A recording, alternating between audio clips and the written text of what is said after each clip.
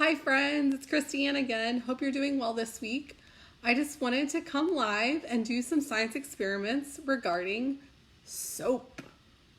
So, hopefully you guys were able to gather the supplies that I showed you yesterday. I have them all here. I've cleared off my surface a little bit.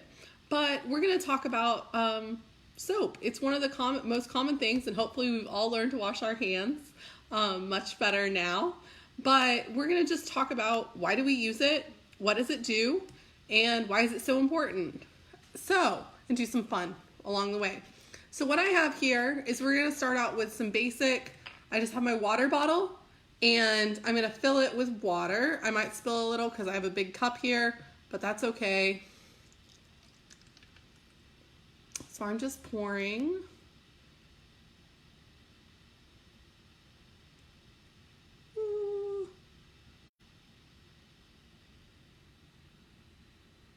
Let's see, how much do I have?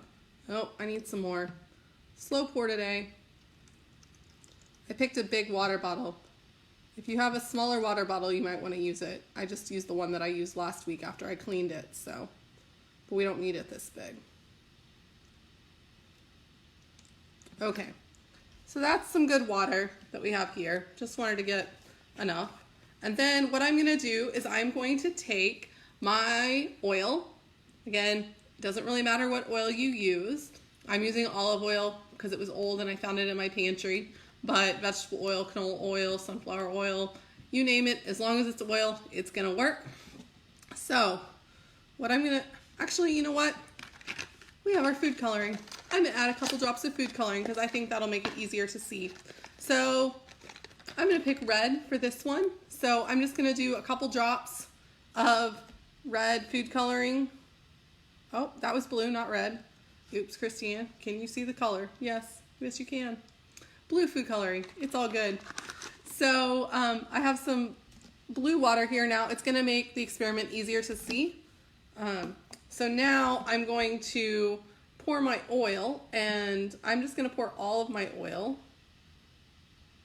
in there. If you have a little bit more oil than I do, it probably would be a good idea. I didn't have much left in my bottle that I picked out of the pantry.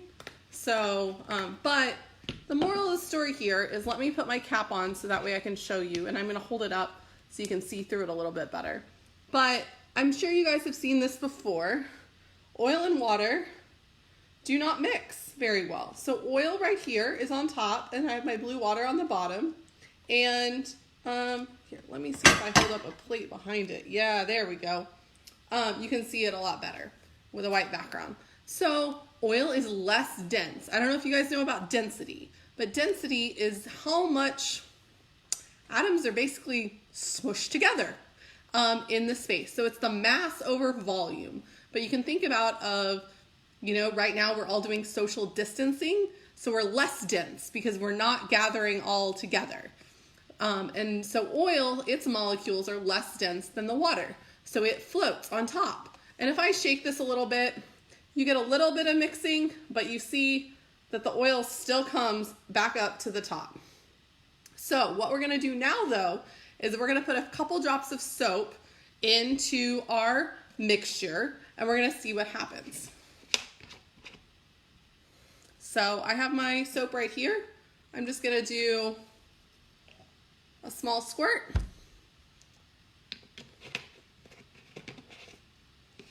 And here's the fun part. Shake it. For the parents out there, shake it like a Polaroid picture, even though we're not supposed to do that anymore. Kids, you probably don't get the reference. But here, look at that. Look at all those bubbles. Do you guys see a layer of oil and water anymore? No? I'm gonna set this aside and we're gonna look at it a little bit later to see if any of the separation comes back. But what's important here is that soap helps mix oil and water. And why is that? It's because oil is non-polar and water is polar. And you're like, those are words I don't know. What does that mean?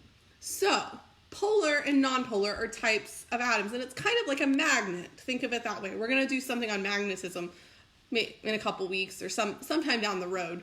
But think of it like a magnet. So I don't know if you guys have heard, but like water, its chemical formula is H2O. So that means 2 hydrogens and 1 oxygen.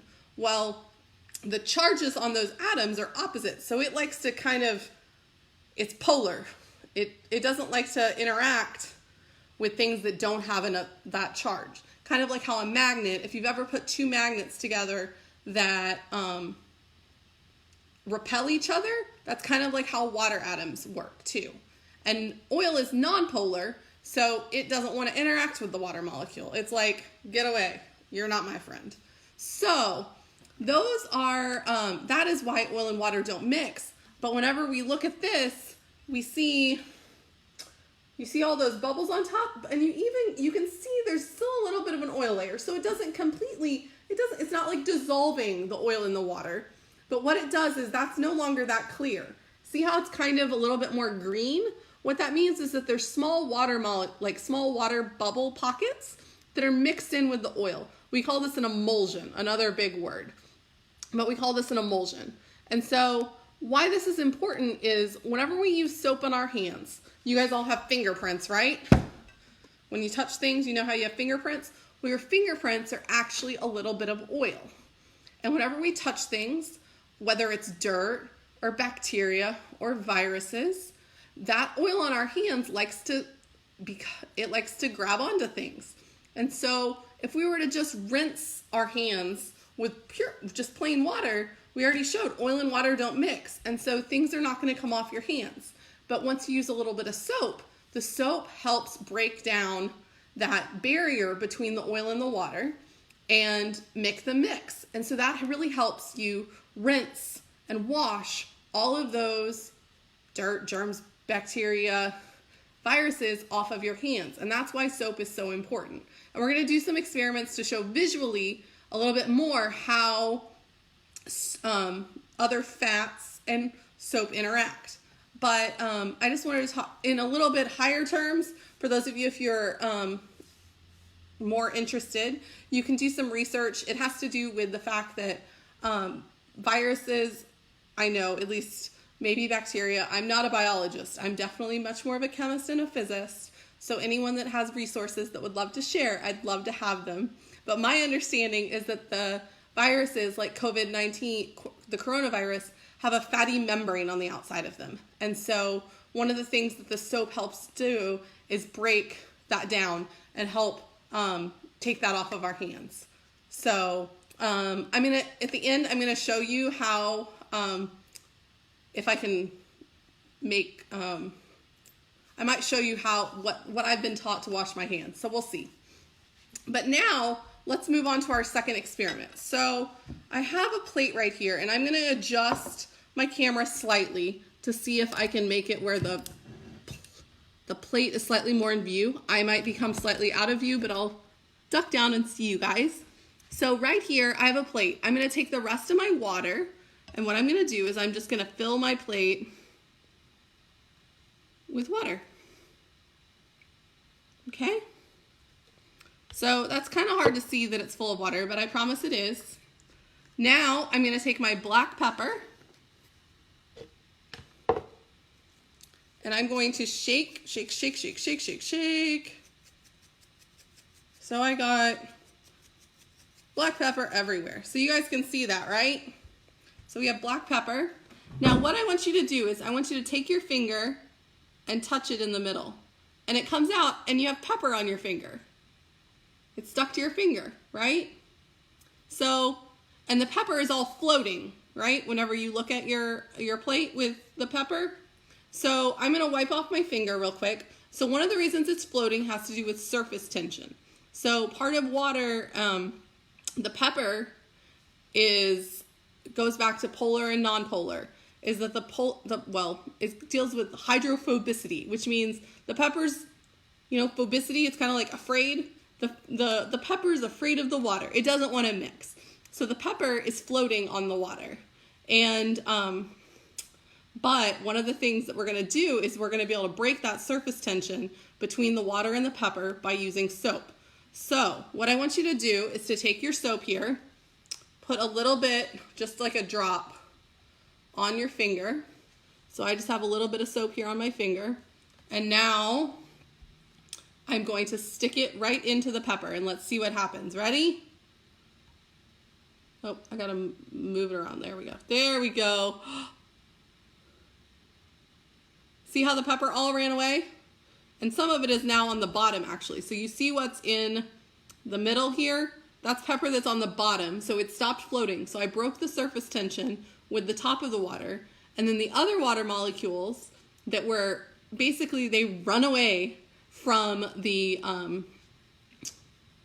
soap because the soap is spreading out and breaking that surface tension. And the pepper and the water want to maintain that separation because they're different from one another. One is polar, one is non-polar, and so they want to stay separated. So this is pretty easy to do at home. You can do this again.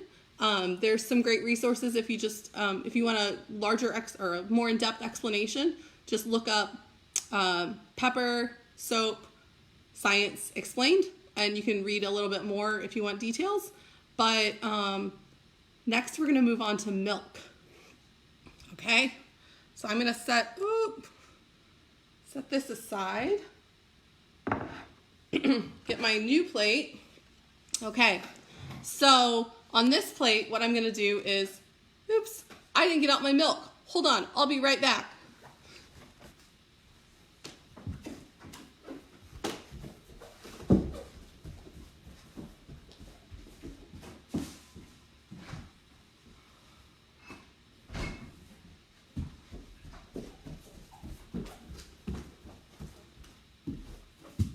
Okay, friends, sorry, I'm back. Milk in hand.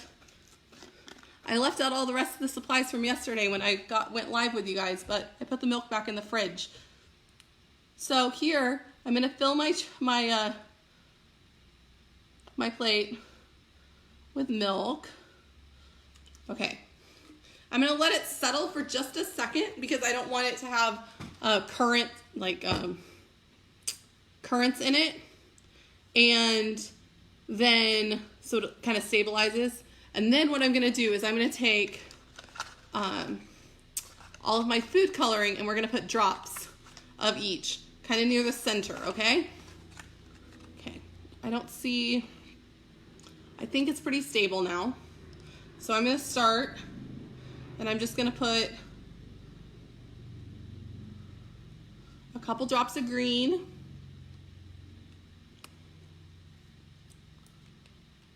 Okay, next to that, we're going to put a little bit of red.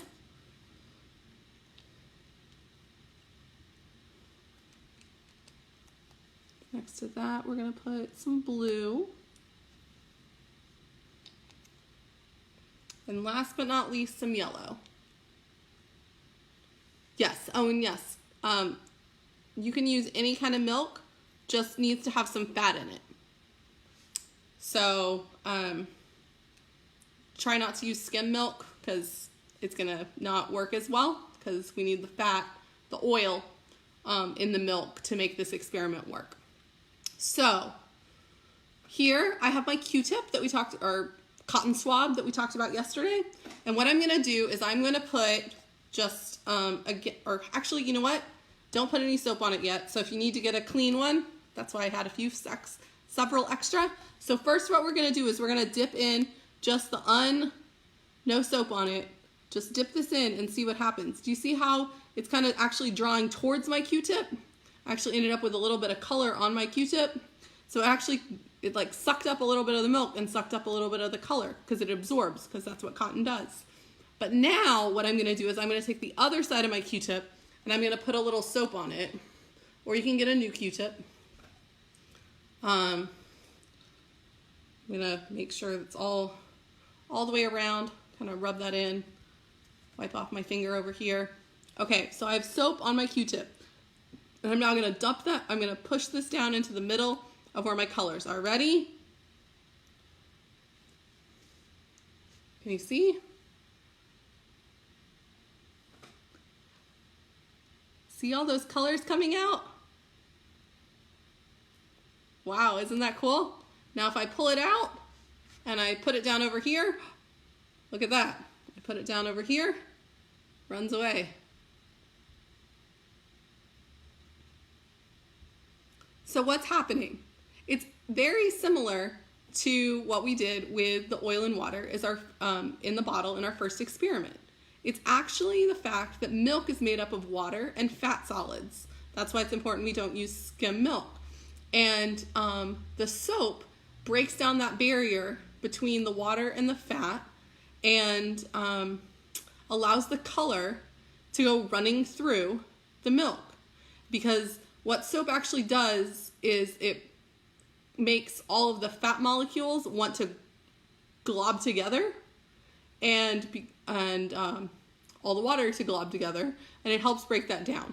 So this is, it's kind of like science and art together. So you can sit here, you can keep doing this. It's a lot of fun. Just takes a little bit of milk and some food coloring and soap. So there's a lot more about soap online and fun things you can do. One of the things that I suggest, if I've tried to ration our soap usage because it's so important these days, but maybe after the we're done quarantining and we have more soap in supply, another fun thing you can do with soap is take bars of soap and microwave them. You can see how, based on the amount of air that's in your bar of soap, how much it grows. So there's lots of fun science you can do with soap, things around the house. And until next time, this is Christy Ann signing off for the Science Jam, and I look forward to talking to you guys soon. And if you have any questions about this, feel free to drop a comment or a post on the page. I'd love to chat with you. Thanks. Bye.